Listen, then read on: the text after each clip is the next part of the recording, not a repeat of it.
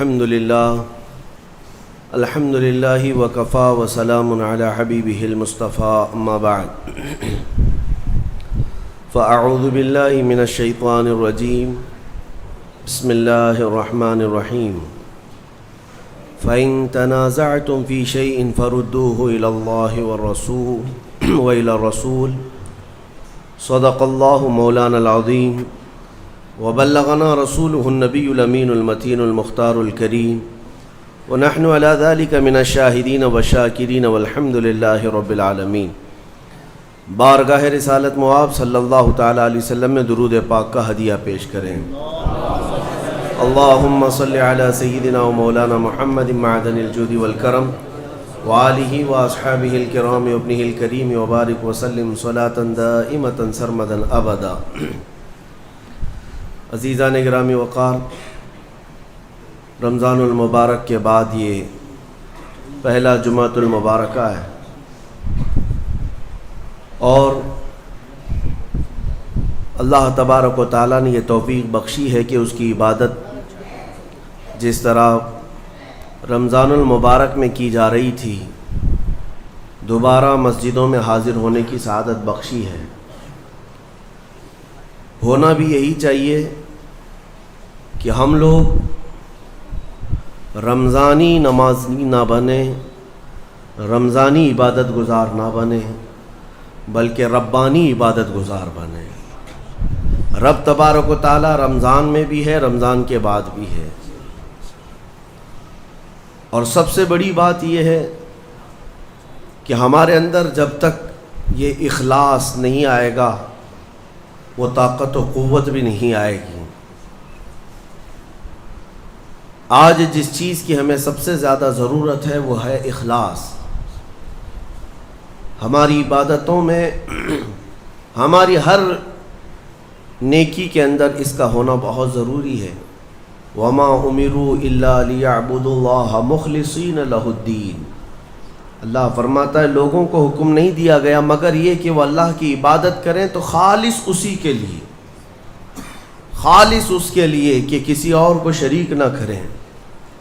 حتیٰ کہ اگر آپ نماز پڑھ رہے ہیں اور آپ کو دل میں یہ احساس ہونے لگے کہ اتنے لوگ مجھے دیکھ رہے ہیں تو میں سیدھا ہو جاؤں نماز پڑھنے کے لیے، تو اگر لوگوں کے دکھاوے یا ریاکاری کی نیت آئی تو اس کو شرک خفی کہا گیا ہے۔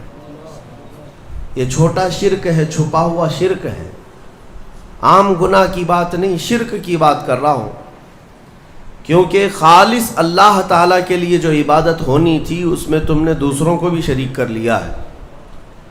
دوسروں کی رضا، دوسروں کے خیال، دوسروں کی مرضی، یہ ایک ایسا مرض ہے جس نے ہمیں پکڑ رکھا ہے۔ آج لوگ کیا بولیں گے، لوگ کیا کہیں گے، اسی مرض میں پوری زندگی گزر جاتی ہے۔ ڈھنگ کے طریقے اپنا نہیں پاتا ہمارا نوجوان صرف اسی بات پر کہ لوگ کیا بولیں گے۔ ٹوپی پہننے میں شرم آتی ہے کہ لوگ کیا بولیں گے، داڑھی رکھنے میں شرم آتی ہے لوگ کیا بولیں گے۔ لوگ کچھ نہیں بولیں گے، جب تم مرو گے تو صرف انا للہ بولیں گے اور کچھ نہیں۔ انا للہ و انا الیہ راجعون، اس کے علاوہ کیا کہیں گے آپ کے مرنے کے وقت؟ میرے عزیزوں، لوگوں کے احوال اور ان کے کوائف الگ الگ ہیں۔ تم اگر لوگوں کے لیے جیتے رہو گے تو کبھی قرار و سکون نہیں آ سکتا۔ اسی لیے صحابہ اکرام رضوان اللہ تعالیٰ علیہم اجمعین علی اعلان یہ کہتے تھے۔ حضرت خبیب ابن عدی جب پھانسی پر چڑھائے گئے، سولی دی جا رہی تھی اور انہیں مکہ والے پتھر مار رہے تھے، تب انہوں نے اعلاناً یہ کہا تھا کہ مجھے اس بات کی پرواہ نہیں کہ لوگ مجھے کیا کیا گالیاں دے رہے ہیں، مجھے اس بات کی پرواہ نہیں کہ تم میرے ہاتھ کاٹ رہے ہو، ناک کاٹ رہے ہو، کان کاٹ رہے ہو اور گلا کاٹنے والے ہو، مجھے اس بات کی پرواہ نہیں، لیکن مجھے اس بات پر فخر ہے کہ میں مر رہا ہوں تو اللہ کی رضا میں مر رہا ہوں۔ میں اگر دنیا سے جا رہا ہوں تو حالت اسلام میں جا رہا ہوں، اس بات کا مجھے فخر ہے۔ عزیزان گرامی وقار، اسی بات کی آج ضرورت ہے کہ آپ کیا پہن رہے ہیں، کیا کھا رہے ہیں، کس طرح چل رہے ہیں، کس طرح بیٹھ رہے ہیں، یہ لوگوں کے لیے نہیں ہے، ہماری زندگی کے طور طریقے جو کچھ بھی ہونے چاہیے وہ اللہ اور اس کے رسول کے لیے۔ ایک حدیث میں آپ کو بتاتا ہوں جس کا آخری والا حصہ گفتگو کا اصل مقصد ہے۔ ایک بار رسول پاک صلی اللہ تعالیٰ علیہ وسلم مجلس میں بیٹھے ہیں صحابہ کے، ایک اجنبی شخص آیا، مجلس میں آیا، آ کر کے سیدھے حضور پاک صلی اللہ علیہ وسلم کے قریب بیٹھ گیا، اتنا قریب کہ اپنے گھٹنے حضور کے گھٹنے سے لگا لیا، قریب سے قریب ہو کر بیٹھا۔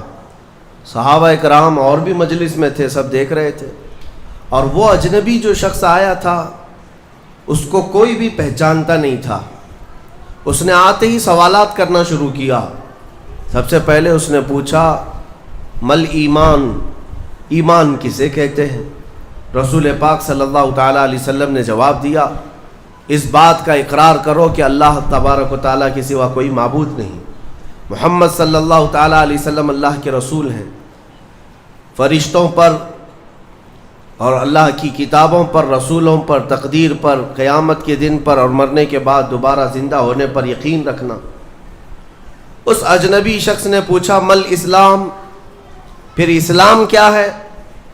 حضور پاک صلی اللہ علیہ وسلم نے اس کا بھی جواب دیا، اللہ کی وحدانیت اور محمد صلی اللہ علیہ وسلم کی رسالت کا اقرار کرنا، نماز پڑھنا، روزے رکھنا رمضان کے، زکوٰۃ دینا مالک نصاب کو، اور حج کرنا صاحب استطاعت کو، یہ اسلام ہے۔ 2 سوالات ہو گئے۔ تیسری مرتبہ اس نے سوال کیا مل احسان، احسان کیا چیز ہے؟ احسان نیکی کو کہتے ہیں۔ احسان یہی پورا تصوف ہے جس کو لے کر آج صوفیہ اکرام چلتے ہیں۔ اس نے پوچھا احسان کسے کہتے ہیں؟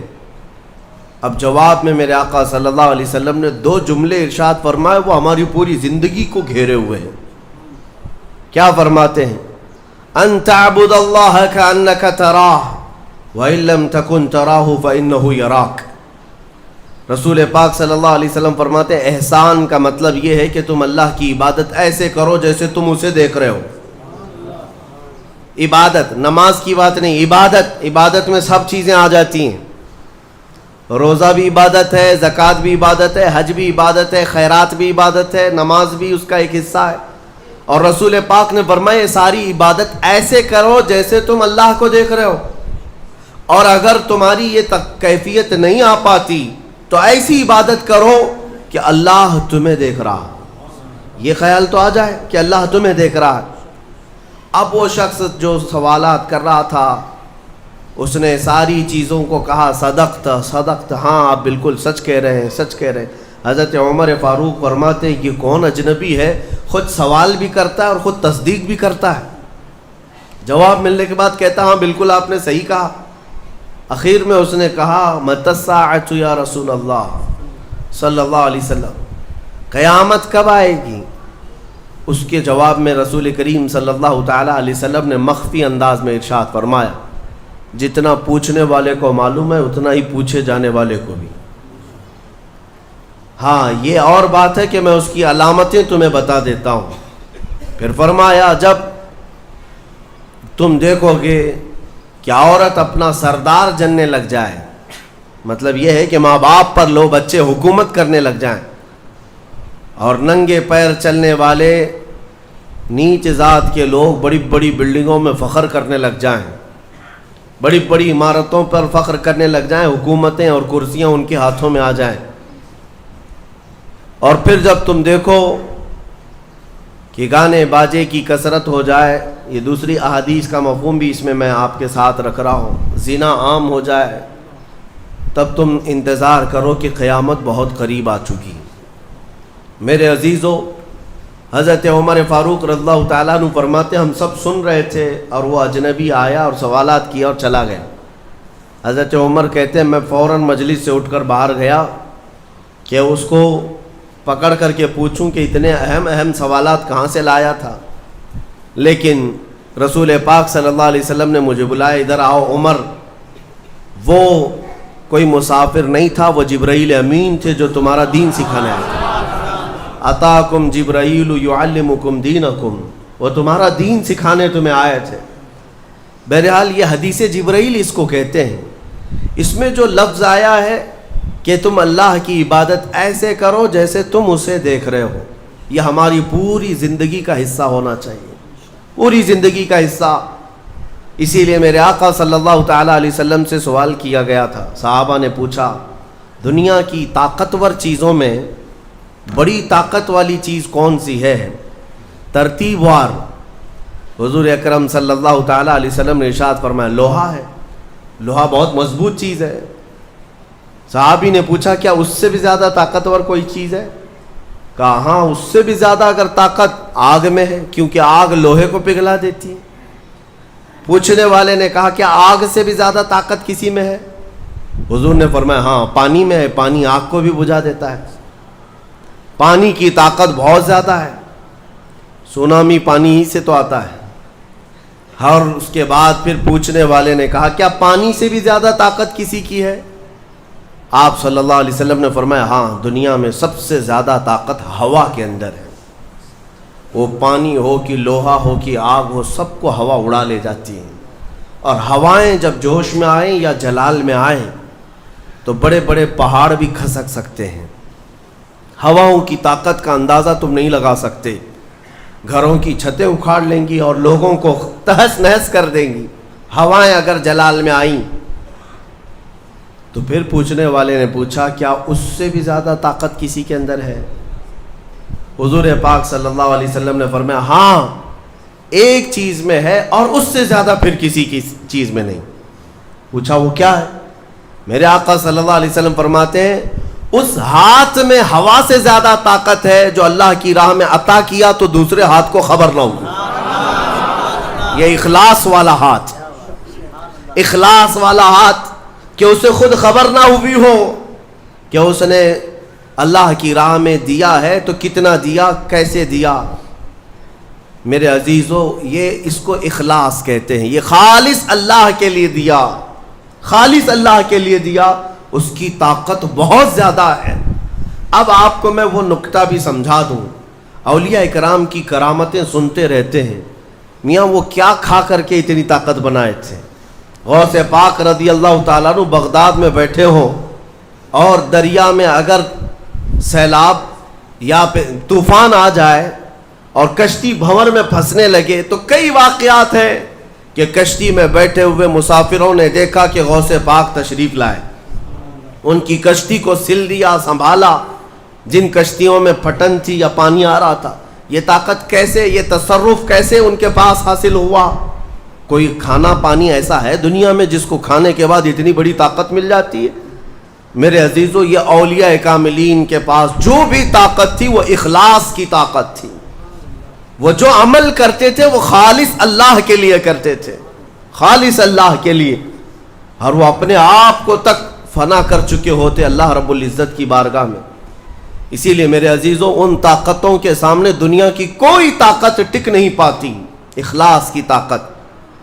آج تم کر کے تو دیکھو، اللہ رب العزت کی بارگاہ میں اگر مخلص ہو گئے تو شیطان جو چیلنج کر کے آیا تھا اللہ کی بارگاہ میں، لَأَقْعُدَنَّ لَهُمْ صِرَاطَكَ الْمُسْتَقِيمَ، مولا میں تیرے سیدھے راستے پر بیٹھ جاؤں گا، جو بھی تیرے سیدھے راستے سے گزرے گا میں اس کو بہکاؤں گا، کبھی دائیں جانب سے، کہیں بائیں جانب سے، کبھی آگے سے، کبھی پیچھے سے۔ قرآن کی آیت میں بتا رہا ہوں آپ کو، 8ویں پارے میں اللہ نے فرمایا، شیطان یہ چیلنج کیا اللہ سے، قیامت تک تو مجھے مہلت دے دے، میں تیرے بندوں کو بہکاؤں گا۔ اور پھر اللہ تبارک و تعالیٰ سے وہ کہتا ہے کہ ان سب کو سیدھے راستے سے میں ہٹاؤں گا، لیکن شیطان نے آخر میں ایک جملہ یہ بھی کہا، مولا یہ جتنے بھی سیدھے راستے پر چلیں گے ان کو بہکا تو دوں گا، الا عبادک منہم المخلصین، مگر تیرے وہ بندے جو اخلاص کے ساتھ تیری عبادت کرتے ان پر میرا داؤ نہیں چل سکے گا، میں انہیں نہیں بہکا سکوں گا۔ اب اندازہ کرو کہ شیطان جس کے پاس ساری طاقتیں آ جاتی ہیں باطل طریقے سے وقتی طور پر، وہ عاجز آ گیا تو پھر دنیا کی یہ چھوٹی موٹی طاقتیں تمہارا کیا بگاڑ لیں گی؟ اگر اخلاص تمہارے اندر آ جائے، خلوص کی دولت آ جائے، دنیا میں جو کچھ بھی کر رہے ہو سب دکھاوے کے لیے نہیں ہے، کچھ عبادتیں ایسی ہیں جو تمہارے ساتھ راز رہے تمہارے اور تمہارے پروردگار کے بیچ. ہر بات کی تشہیر کرنا ضروری نہیں ہوتا کہ لوگوں کی مدد آپ نے کیا تو پیپر میں چھاپ دیا، اور آپ کوئی نیکی کر رہے ہیں تو ضروری نہیں ہوتا کہ ہر چیز کی تشہیر کی جائے. ہاں، کچھ چیزوں میں حکمت اور مصلحت ہو سکتی ہے کہ لوگوں کو نیکی کی طرف بلانے کے لیے اعلان کیا گیا ہو، لیکن ہر چیز میں نہیں. عزیزان گرامی وقار، اخلاص جب کسی کے پاس ہو تو ایک اور حدیث میں آپ کو بتا دوں، بندے جو عبادت کرتے ہیں نا یہاں پر دنیا میں بھی، سب کا کچھ نہ کچھ ایک غرض ہے، کچھ نہ کچھ ایک مقصد ہے. آپ نماز کے لیے آئے ہیں یا نیکیاں کر رہے ہیں یا گناہوں سے بچ رہے ہیں تو کوئی تو غرض ہوگی. ہاں، دو میں سے ایک چیز ہوگی، جہنم کا خوف ہوگا، اللہ کے عذابات سے ڈر لگتا ہوگا اس لیے نماز پڑھ لیتے ہیں، پوری اپنی صحیح کر لیتے ہیں، یا تو پھر جنت کی نعمتوں کا شوق ہوگا کہ جنت میں جانا ہے، صحابہ تابعین اولیاء کاملین کے پڑوس میں رہنا ہے. یا تو شوق ہے یا تو ڈر ہے، اور یہ دونوں چیزیں بندے کو عبادت کرواتی ہیں. قیامت کے دن کے متعلق حدیث میں ملتا ہے، جب بخشے گئے ہوئے لوگ جن کو جنت بھیجا جا رہا ہے، جنتیوں کی بات کر رہا ہوں عام کی نہیں، تو اس میں 3 کیٹیگری ہوں گی.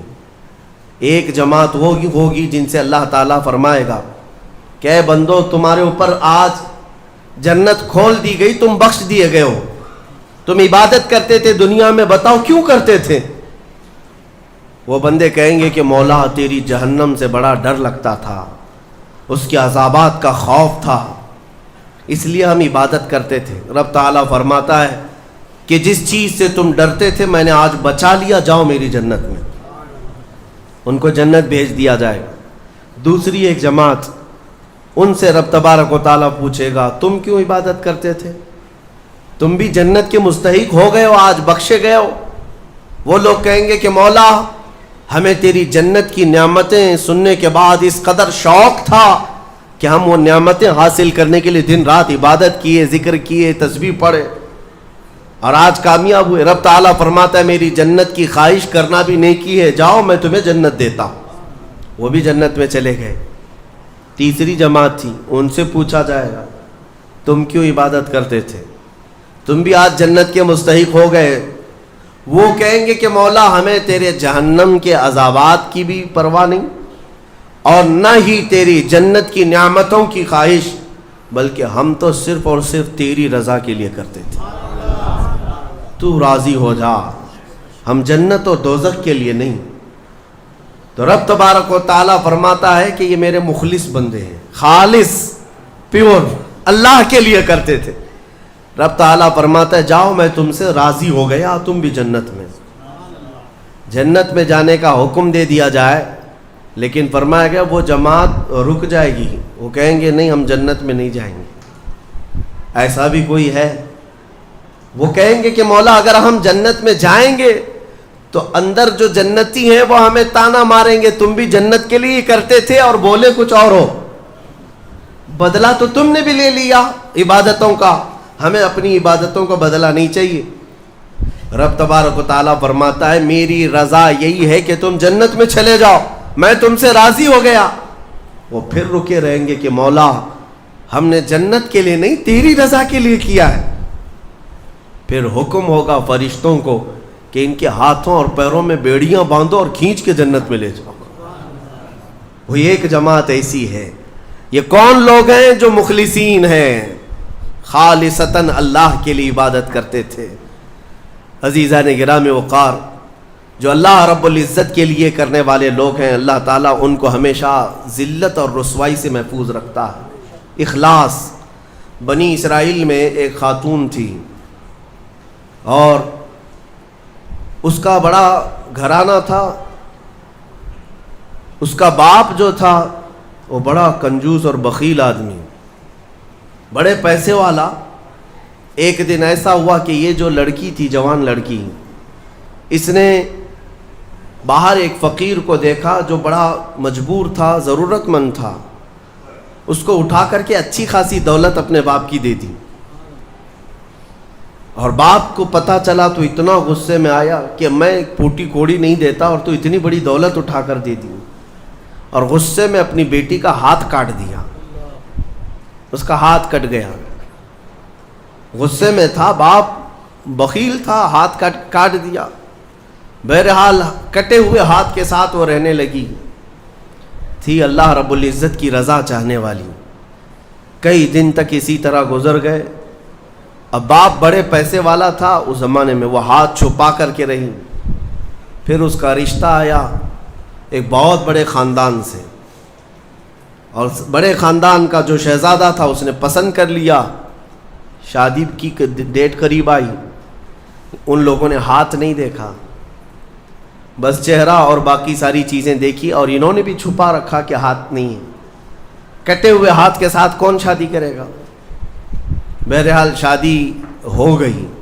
شادی ہونے کے بعد وہ گھر رخصت ہو گئی، اپنے نئے دولہے کے ساتھ وہ اپنے گھر پر بیٹھی ہے دسترخوان پر۔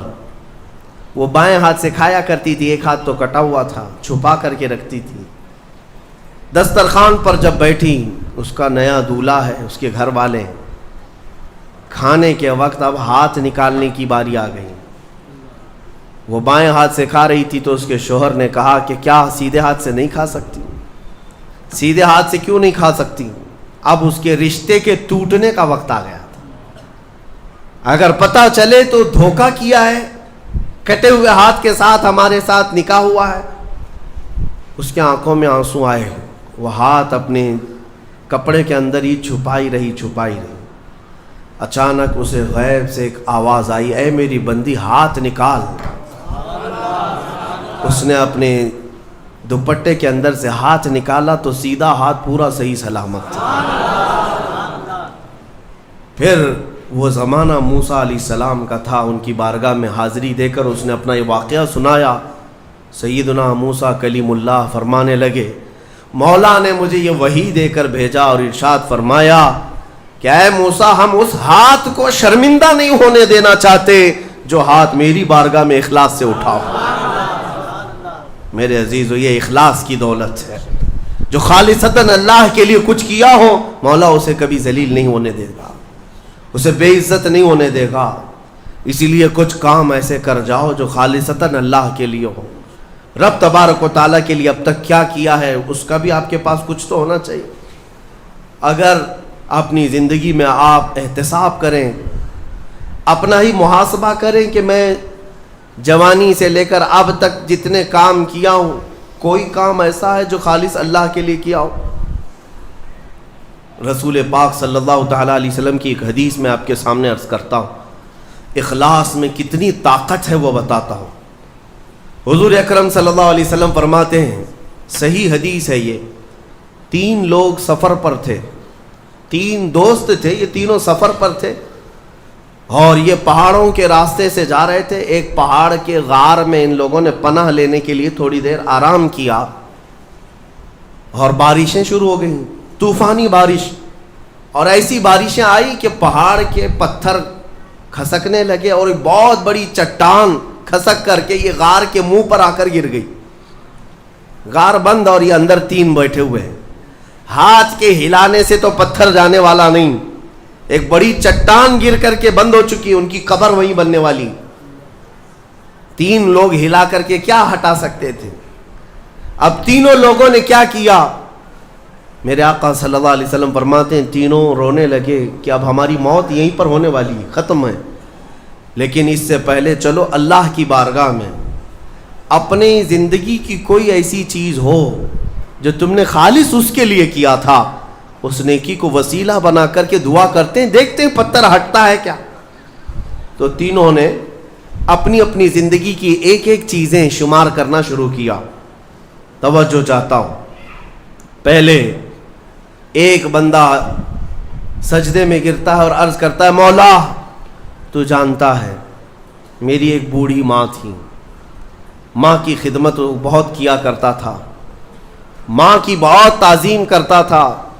ایک دن رات کو جب میں گھر پہنچا تو میرے پاس صرف ایک روٹی تھی اور تھوڑا سا دودھ تھا، میرے گھر کے کئی بچے تھے، بچے بھی بھوکے تھے لیکن میری ماں بوڑھی تھی، تو میں جب بھی گھر رات کو پہنچتا پہلے اپنی ماں کو کھلاتا، اس کے بعد اپنے بچوں کو کھانا دیتا۔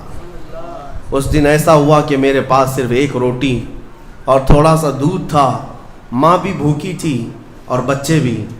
بچے آ کر لپٹ گئے، کہنے لگے کہ ہمارے لیے کھانا، بھوک کی شدت ہے۔ میں نے بچوں کو تھوڑی دیر کے لیے بٹھایا گھر کے باہر اور اس روٹی کو چور کر دودھ میں اپنی بوڑھی ماں کو کھلایا۔ میری بوڑھی ماں جو بھوکی تھی وہ پوری روٹی کھا گئی اور پورا شکم سیر ہو کر وہ دعا کرتے ہوئے سو گئی۔ اس رات کو میں بھی بھوکا رہا، میرے بچے بھی بھوکے رہے، ہمارے گھر میں اس کے علاوہ کوئی کھانا نہیں تھا۔ اے رب ذوالجلال، میں نے اپنی ماں کے ساتھ یہ جو حسن سلوک کیا خالص تجھے راضی کرنے کے لیے، خالص تجھے راضی کرنے کے لیے۔ مولا اگر یہ میری نیکی تجھے پسند ہے تو یہ چٹان کو ہٹا دے۔ وہ دعا کر رہا تھا، چٹان تھوڑی کھسک گئی، اپنے آپ کھسک گئی، لیکن اتنی نہیں کہ وہ نکل سکیں۔ دوسرا جو ساتھی تھا وہ سجدے میں گرا اور وہ دعا کرنے لگا۔ یہ پوری حدیث پاک موجود ہے جس کو میرے آقا نے بیان کیا۔ میرے عزیز و زندگی میں کوئی ایسی چیز ہو جو اللہ کے لیے کیا ہو، پھر دیکھنا زندگی کی مصیبتیں آئیں، اسی نیکی کو تم اللہ کی بارگاہ میں رکھ سکتے ہو۔ دوسرا سجدے میں گرتا اور کہتا ہے، مولا تو بہتر جانتا ہے، میں اپنی چچیری بہن کا عاشق ہو گیا تھا۔ اس کی چچیری بہن تھی، چاچا کی بیٹی، عاشق ہو گیا اور ہم دونوں میں معاشقہ چلنے لگا، ایک دوسرے سے محبت کرنے لگے۔ ایک دن ایسا آیا کہ ہمارے گھر والے اور اس کے گھر والے سب باہر چلے گئے، ہم دونوں تنہا رہ گئے اور ہم دونوں ایک کمرے کے اندر آئے۔ ہم دونوں نے گناہ کرنے کا ارادہ کر لیا۔ شادی تو نہیں ہوئی تھی، نکاح بھی نہیں ہوا تھا، دونوں کھڑے ہوئے، گناہ کرنے کا ارادہ ہی تھا کہ ہم دونوں کو اچانک خیال آیا میرا رب دیکھ رہا ہے۔ ہم کپڑے اتارے اس کے سامنے جو ہمارے دلوں کے حالات بھی جانتا ہے، تو وہ میری چچیری بہن وہ بھی رونے لگی، میں بھی رونے لگا اور ہم ایک دوسرے کو ہاتھ نہیں لگائے۔ مولا اس زنا سے اور اس بدکاری سے اگر میں بچا تھا تو میرے رشتہ داروں سے ڈر کر نہیں، خالص تیری رضا کے لیے، کہ مولا کریم کے اس سلطنت کو میں اپنے گناہوں سے پامال نہیں کروں گا۔ تو جب یہ وہ کہنے لگا اور عرض کیا، مولا اگر میں وہ رات گناہ سے بچاؤں، تیری بارگاہ میں میرا وہ بچنا پسند ہے تو اس چٹان کو تو ہٹا دے۔ حدیث پاک میں چٹان اور کھسک گئی۔ تیسرا شخص تھا، وہ سجدے میں گرا اور کہنے لگا، اے رب ذوالجلال، تو بہتر جانتا ہے میں ایک زمین اور جائیداد کا مالک تھا، میرے پاس کئی مزدور کام کیا کرتے تھے، اور ایک مرتبہ ایسا ہوا کہ میں مہینہ ختم ہوتے ہی سارے مزدوروں کو ان کی تنخواہ دے دیا کرتا۔ ایک مزدور ایسا ہے جو اپنی تنخواہ لیے بغیر چلا گیا، ایک مزدور تنخواہ لیے بغیر چلا گیا اور اس کی تنخواہ میں نے سنبھال کر رکھی اور اس سے ایک بکری خرید لیا۔ میاں لوگ تو کسی کی سیلری ہو دبا کر کے کھا جائیں گے، اور یہ حدیث پاک میں جس کے لیے کہا جا رہا ہے وہ بندہ کہتا ہے میں اس کی پوری تنخواہ سے ایک بکری خرید لیا، بکری کو پالنے لگا، وہ مزدور آیا نہیں، وہ مزدور چلا گیا، مہینوں چلا گیا، بکری کو میں پالتا رہا، بکری نے بچے دی، بچوں کے بچے ہوئے، بچوں کے بچے ہوئے۔ اے رب ذوالجلال، تو نے اتنی برکت دی کہ اس ایک بکری سے ایک پورا میدان، کئی ہزار بکریاں بھر گئی، کئی ہزار بکریاں کئی سالوں کے اندر۔ وہ ان بکریوں میں نہ کسی کو بیچتا تھا نہ کسی کو ذبح کرتا تھا، سب بکریاں رکھا۔ کئی سالوں کے بعد اچانک وہ مزدور واپس آیا اور اس نے آ کر مجھ سے کہا کہ مالک میں آپ کے ہاں خدمت کرتا تھا، آپ کو یاد ہے کچھ سالوں پہلے میں نے اپنی تنخواہ چھوڑ دی تھی، ایک مہینے کی تنخواہ نہیں لیا تھا۔ تو میں نے اس سے کہا کہ ہاں مجھے اچھی طرح سے یاد ہے، اور اس کا ہاتھ پکڑ کر کے ان بکریوں کے ریوڑ کے پاس لے گیا اور کہا یہ تیری تنخواہ ہے، یہ پوری تیری تنخواہ ہے۔ اس نے کہا میرے ساتھ کیا مذاق کر رہے ہو مالک، میری تنخواہ اتنی ہے کہ اس زمانے میں ایک بکری بھی نہیں آ سکتی۔ اس نے کہا ہاں بالکل تو صحیح کہہ رہا ہے، لیکن اس زمانے میں ایک بکری خرید لی میں نے، اور اسی بکری سے اللہ نے اتنی برکت دی, اس میں میرا ایک بھی حصہ نہیں, تیری ان بکریوں کا دودھ تک میں نے نہیں پیا, صرف اور صرف تیرے انتظار میں, اور یہ ساری بکریاں تو لے جا. اور وہ مزدور خوشی خوشی اپنے پورے ریوڑ کو, آج کے زمانے کے وہ کئی لاکھوں کی بکریاں ہوں گی, وہ مزدور لے گیا. اب یہ بندہ کہتا ہے اے رب ذوالجلال, میں نے یہ امانت اگر سنبھالی تھی تو خالص تیری رضا کے لیے, مولا صرف تجھے راضی کرنے کے لیے, ورنہ پیسے کھا جاتا تو کون کیا کر لیتا, وہ مزدور کون سا وصول کر لیتا. کہتا نہیں مجھے یاد نہیں, اب میں پہچانتا بھی نہیں. نہیں مولا, میں نے تیری رضا کے لیے کام کیا, اگر تجھے یہ پسند ہے تو یہ چٹان ہٹا دے. حدیث پاک میں ہے اس نے جیسی یہ دعا کیا پوری چٹان ہٹ گئی, پوری چٹان کھسک کر ختم ہو گئی, ان کا راستہ صاف ہوا. پتہ یہ چلا, حدیث پاک کا یہ مفہوم ہے. میرے عزیزوں, میں اب آپ کے سامنے عرض کرتا ہوں, ایسی بڑی بڑی چٹانیں آج بھی ہم پر گر رہی ہیں, مصیبتوں کی چٹانیں, ظلم کی چٹانیں, لوگوں کے تان و تشنی اور لوگوں کی گالی گلوچ کی چٹانیں. ان چٹانوں کو کھسکانے کے لیے تمہارے پاس اخلاص والی کوئی نیکی موجود ہے؟ رب تبارک و تعالیٰ کی بارگاہ میں کبھی یوں عرض کرتے کہ مولا میں نے خالصتاً ایک رات تیرے لیے کھڑے ہو کر پکارا تھا جب سب لوگ سو رہے تھے, میں صرف تجھے راضی کرنے کے لیے عبادت کیا. مولا اگر تو راضی ہے تو ان فلسطین کے بچوں پر رحم کرتے. ہمارے پاس ایسی کوئی چیز ہے جو ہم عرض کر سکیں؟ آج دعائیں کہاں نہیں ہو رہی ہیں, دعائیں سب جگہ ہو رہی ہیں, اجتماعی دعائیں ہو رہی ہیں, ہر خطبے میں, ہر نماز میں, ہر جگہ دعائیں ہوتی ہیں. لیکن میرے عزیزو, شاید وہ اخلاص سے خالی ہو گئے ہیں. ایک بات یاد رکھنا, حرام لقمے پیٹ میں پڑے ہوں, حرام کمائی گھر میں پڑی ہو, تو حدیث پاک میں اس کی کوئی دعا آسمان تک نہیں جاتی, کوئی دعا آسمان تک نہیں جاتی. اور ان تمام چیزوں کی طرف کبھی خیال بھی نہ کرنا اور پھر یہ کہنا کہ ہماری دعائیں کیوں نہیں قبول ہوتی. اخلاص نہیں ہوتا, یا تو پھر دعا تو کرتے ہیں, کمائی بھی صاف ہے, حلال ہے, لیکن دعا کرنے کے وقت ایسا لگتا ہے جیسے کوئی ڈیوٹی ادا کر رہے ہیں, جلدی سے بھاگنا ہے. ہم تو دیکھتے ہیں نا, نماز میں ہاتھ اٹھانے میں بھی لوگوں کو شرمندگی ہونے لگتی ہے. کچھ تو مرے ہوئے ہاتھوں کے ساتھ دعا کر رہے ہیں, کچھ انگوٹھے پھوڑ رہے ہیں دعا میں. تم رب تعالیٰ کی بارگاہ میں مانگ رہے ہو, اخلاص اگر ہوتا تو تمہیں اپنے کی خبر نہیں ہوتی. اخلاص, دعا بھی تو رسمی طور پر مانگ رہے ہیں, امام اپنی دعا کر رہا ہے, مقتدی اپنے انگوٹھے پھوڑ رہے ہیں, یہی تو چل رہا ہے. کچھ انگلیوں میں کھیل رہے ہیں, کچھ اپنے ہاتھوں کو نیچے لٹکائے ہوئے ہیں. میرے آقا صلی اللہ تعالیٰ علیہ وسلم جب دعا کرتے ہیں, صحابہ کہتے ہیں کبھی کبھار حضور روتے ہوئے اتنی بلند ہاتھ اٹھا لیتے کہ حضور کے بغلوں کی سفیدی نظر آتی تھی. خانہ کعبہ کے پاس حرم پاک میں کبھی حضور دعا کرتے ہیں. میرے عزیزو, دعا ایک طرح سے بھیک مانگنا ہے, اور وہ بھی پروردگار عالم کی بارگاہ میں. اور تمہارے انداز دیکھے جاتے ہیں, تمہارا اخلاص بھی دیکھا جاتا ہے. مانگنے میں ہی تم سیریس نہیں ہو, صرف رٹی رٹائی ہوئی چیزیں بولے جا رہے ہو, یعنی کسی نے یاد کرا دیا بس وہی بولے جاؤ. تمہارا دل کب کہہ رہا ہے, دل کی حضوری کے ساتھ کب کہہ رہے ہو؟ کچھ چیزیں خاص ہیں, صغیرہ کبیرہ ہمارے معاف کر دے, اس کو پتہ ہی نہیں صغیرہ کون ہے کبیرہ کون ہے. یہ تو رٹی ہوئی چیزیں بولے جا رہے ہو نا. اے اللہ ہمارے صغیرہ کبیرہ معاف کر دے. کیا ہے صغیرہ کبیرہ؟ کچھ پتہ نہیں, مولوی صاحب نے سکھایا تھا. دل کا جب حضور نہیں, دل کا اخلاص نہ ہو تو پھر کیا چیز مانگ رہے ہو اللہ کی بارگاہ میں؟ اخلاص یہ سب سے بڑی طاقت ہے. اگر یہ نہیں ہے تو عبادتوں کی جان ہی نہیں ہے, عبادتوں کی جان ہی نہیں ہے. عبادتوں کی جان اخلاص ہے.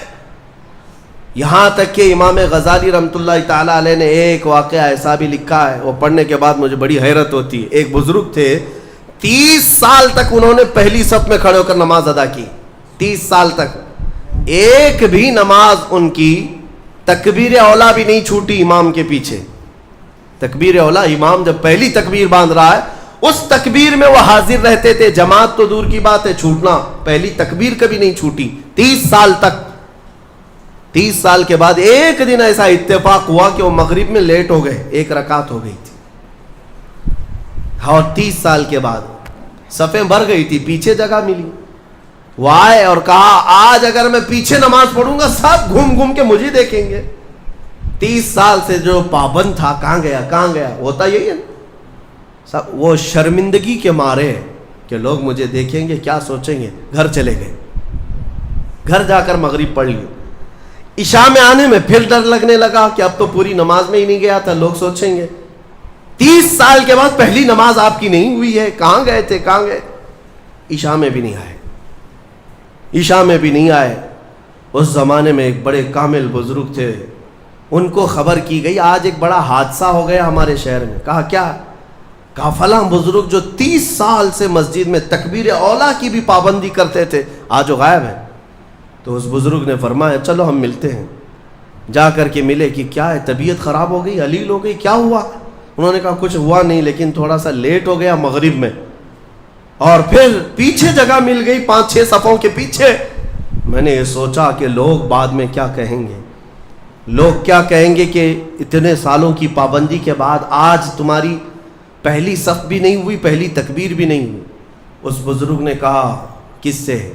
30 سال کی پابندی کرنے والے سے. کہا میاں جاؤ پچھلے 30 سال کی پوری نمازیں قضا کر لو, واپس دوبارہ پڑھ لو, اعادہ کرو. اس لیے کہ 30 سال جو تو نے پابندی کی نمازوں کی, وہ تو یہی سوچ کر کے کہ لوگ کیا کہیں گے. آج تیرے دل میں یہ جو خیال آیا کہ لوگ کیا کہیں گے مغرب کے پیچھے ہو جانے سے, اس کا مطلب ہے کہ 30 سالوں تک جو تو نے پابندی کی یہ لوگوں کے لیے کیا, اللہ کے لیے نہیں. جاؤ واپس لوٹاؤ 30 سال کی نماز سے. رونگٹے کھڑے ہو جاتے ہیں جب میں یہ پڑھا. واقعی میرے عزیزوں, اس بات کا خیال بھی نہیں آنا چاہیے ہمیں عبادتوں میں کہ لوگ ہمیں کیا کہیں گے. اللہ رب العزت کا ذکر ایسے کرو کہ مدہوش ہو جاؤ, صرف میرا مولا مجھے دیکھ رہا ہے, دنیا کیا کہہ رہی اس سے ہمیں کیا غرض ہے. آج یہی بیماری نے بہت ساری عبادتوں میں ہمارے خلل ڈال رکھا ہے, خلل ڈال رکھا ہے. تمہارے سنتوں سے دور ہونے کا ایک بڑا سبب بھی یہی ہے کہ لوگ کیا کہیں گے. یہ کبھی نہیں سوچتے کہ قبر میں جاؤں گا تو مصطفیٰ کیا کہیں گے, میرے آقا صلی اللہ تعالیٰ علیہ وسلم دیکھیں گے تو کیا کہیں گے. یہ کیوں خیال نہیں آتا؟ اگر اسی حالت میں دنیا سے چلا گیا, جیسے آج آوارہ گردی میں ہوں, نشہ میں ہے, سنتوں سے دور ہے, اٹھا کر جب مجھے قبرستان لے جایا جائے گا, میرے آقا اگر دیکھیں, میرے آقا کیا کہیں گے. عزیزان گرامی وقار, بعض بزرگوں نے فرمایا ہے کہ کچھ لوگوں سے اگر حضور ناراض ہوتے ہیں تو یہ تک پوچھتے ہیں کیا تو میرا غلام ہے. اگر وہ کہتا ہے یا رسول اللہ آپ کے سوا کس کا غلام ہوں, تو پوچھا جائے گا کہ تیرے پاس علامت کیا ہے غلامی کی, دلیل کیا ہے. اس کو بھی شیخ عبدالحق محدث دہلوی رحمۃ اللہ علیہ نے ایک واقعے سے نقل کیا ہے. اس لیے میرے عزیزو, اعلیٰ حضرت نے جو فرمایا آج لے ان کی پناہ, آج مدد مانگ ان سے, کل نہ مانیں گے قیامت میں اگر مان گیا. اپنی عبادتوں میں اخلاص عطا کرو. آج کے زمانے میں سب سے زیادہ ضروری بھی یہ چیز ہے کہ میں یہ نہیں چاہتا کہ یہاں پر سارے لاکھوں مسلمانوں کو سڑک پر اتاروں. نہیں, اگر اخلاص والا ایک بندہ ہو تو پوری زمین کو زیر و زبر کر ڈالے گا. انقلاب ایک سے آتا ہے, ایک بھی کافی ہے اگر اخلاص والا ہو, ورنہ پھر کثرت سے کچھ ہونا نہیں ہے. آج جس طرح کی آزمائشوں کے تم شکار ہو, ان میں بھی ضرورت اسی بات کی ہے کہ تمہارے اندر اخلاص آ جائے, تمہیں کوئی ڈرا کر کے عبادت نہ کرائے.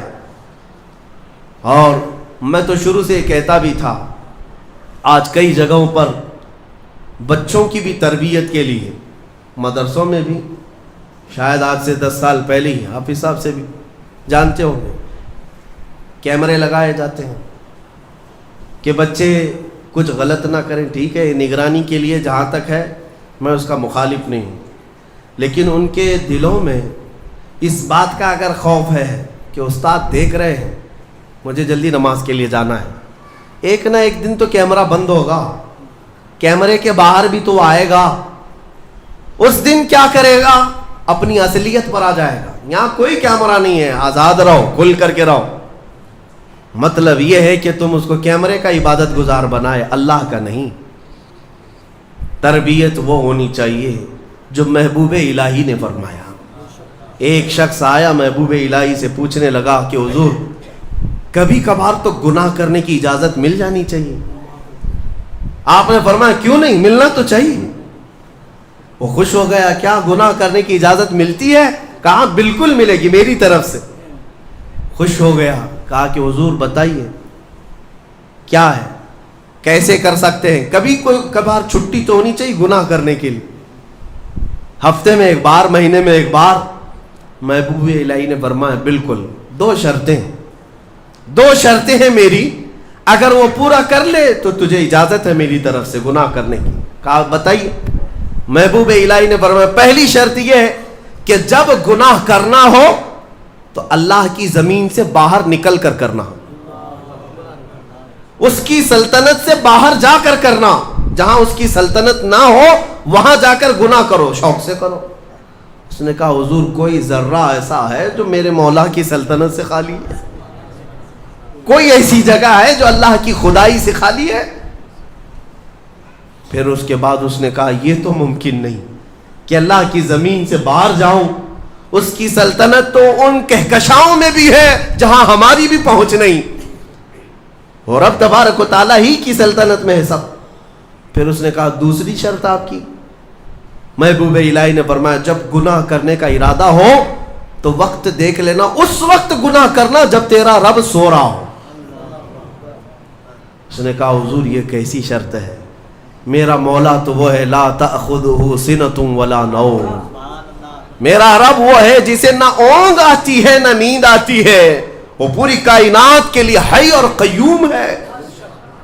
تو محبوب الہی نے کہا ظالم, جب تجھے یہ دونوں باتیں معلوم ہیں کہ تو اس کی سلطنت سے باہر نہیں جا سکتا اور اس کی غفلت کا ایک لمحہ کیا ایک آن بھی نہیں آ سکتی, تو کیا تجھے اس بات کی شرم نہیں آتی کہ اسی کی زمین پر اسی کے دیکھنے کے حالت میں گناہ کروں؟ یہ کیسے ممکن ہے کہ تجھے تیری ماں دیکھ رہی ہو, تیرا باپ دیکھ رہا ہو اور تو اس وقت ننگا ہو رہا ہو؟ تو اپنے گھر میں اپنے ماں باپ کے سامنے ننگا نہیں ہوتا تو اس پروردگار عالم کی بارگاہ میں اس کی نافرمانی کے لیے کیسے گناہ کر لے گا؟ زمین اس کی, سلطنت اس کی, اس کا کھا رہا ہے, اس کا پی رہا ہے, اس کی ہوائیں استعمال کر رہا ہے, ساری نعمتیں اسی کی دی ہوئی ہیں, اور تو کہتا ہے کہ گناہ کی اجازت چاہیے. اور پھر اللہ رب العزت ایک آن کے لیے بھی جب غافل نہیں ہے تو کیا اس بات کی شرم نہیں آتی کہ رب تعالیٰ دیکھ رہا ہو اور اس وقت تم گناہ کر رہے ہو؟ عزیزان گرامی, یہی وہ عبادت کا اعلیٰ درجہ ہے جو محبوب الہی نے سکھایا کہ کسی کے اندر یہ دو تصور آ جائیں کہ میرا مولا ہر گھڑی مجھے دیکھ رہا ہے اور میں جہاں جاؤں گا اسی کی سلطنت میں جاؤں گا. یہ اخلاص ہے, پھر یہ عبادتوں کی جان ہے. پھر دیکھنا آپ کی عبادتوں میں لطف کیسا آئے گا اور مزہ کیسا آئے گا, عبادتوں کا طور طریقہ ہی بدل جائے گا. ہاں یہاں آ کر کے پھر نماز میں حساب کتاب نہیں شروع کریں گے, نماز میں آ کر کے بازار کی باتیں تمہارے دماغ میں نہیں گھومیں گی. امام پتہ نہیں کیا پڑھ رہا ہے, مقتدی کہیں اور پہنچا ہوا ہے. یہ کیوں ہو رہا ہے؟ اخلاص نہ ہونے کی وجہ سے. دل کے اندر اخلاص نہیں, خالص اللہ کے لیے کرے. حضرت حاتم اصم بڑے بزرگ ہیں, اور وہ نماز کے لیے کھڑے ہوتے تو ان کے بدن کے جو بال ہیں نا وہ اتنے کڑک ہوتے تھے کہ کپڑے سے باہر آ جاتے تھے. رونگٹے ان کے جو کھڑے ہوتے کپڑوں سے باہر آتے تھے, ان کا جسم پیلا پڑ جاتا تھا. جب اذان ہوتی تھی تو ان سے پوچھا گیا کہ آپ اتنا کیوں ڈرتے ہیں؟ کہتے ہیں دنیا والے بادشاہ اگر طلب کے لیے بلا لے تو ڈر ڈر کر کے جاتے ہیں کہ میرا کیا حساب ہونے والا ہے, اور وہ شہنشاہ اعظم جب بلا رہا ہے تو میرا دل خوف سے لرز جاتا ہے کہ اب میرے ساتھ کیا ہونے والا ہے. وہ میرے ایک لمحے سے بھی غافل نہیں. بادشاہوں کو ہیلے بہانے کر کے تم بچ تو سکتے ہو, اس کی بارگاہ میں کہاں بچو گے؟ اور پھر حاتم اصم سے پوچھا گیا آپ عبادت کیسے کرتے ہیں؟ وہ کہتے ہیں میں جب نماز کے لیے کھڑا ہوتا ہوں تو تصور میرا یہ ہوتا ہے کہ ادھر بھی دوزخ ہے ادھر بھی دوزخ ہے, دونوں طرف گڑھے ہیں اور سامنے جنت ہے، اللہ رب العزت کی رضا ہے، اور پیچھے ملک الموت انتظار میں ہے۔ اس تصور کے ساتھ میں نماز پڑھتا ہوں کہ اگر ہلوں گا تو ادھر جہنم کا گڑھا ہے، ادھر ہل گیا تو ادھر جہنم کا گڑھا ہے، مجھے بڑھنا ہے میرے مولا کی رضا کی طرف، اور ملک الموت اتنے قریب آ کر کھڑا ہے کہ گردن پہ ہاتھ رکھا ہے، اس لیے میں اپنی ہر نماز کا ہر سجدہ آخری سمجھتا ہوں، اس کے بعد شاید ملک الموت مجھے اٹھا لے گا۔ تو جب میں سجدے میں جاتا ہوں تو مولا کو منائے بغیر اٹھتا نہیں کہ مولا ہو سکتا ہے اس کے بعد پھر میرا سجدہ ہو یا نہ ہو، اسی سجدے میں تو مان جا، مجھے مغفرت فرما دے۔ یہ نمازوں کا بھی طریقہ ہے، یہی اخلاص ہے۔ اللہ کریم ان سب کی حفاظت فرمائے، ہمارے اس شہر میں امن و امان عطا فرمائے، ہم سب کو محبتوں اور الفتوں کے ساتھ زندگی عطا فرمائے، ظالموں کے شر سے مولا ہمیشہ ہماری حفاظت فرمائے۔ وآخر دعوانا ان الحمد للہ رب العالمین۔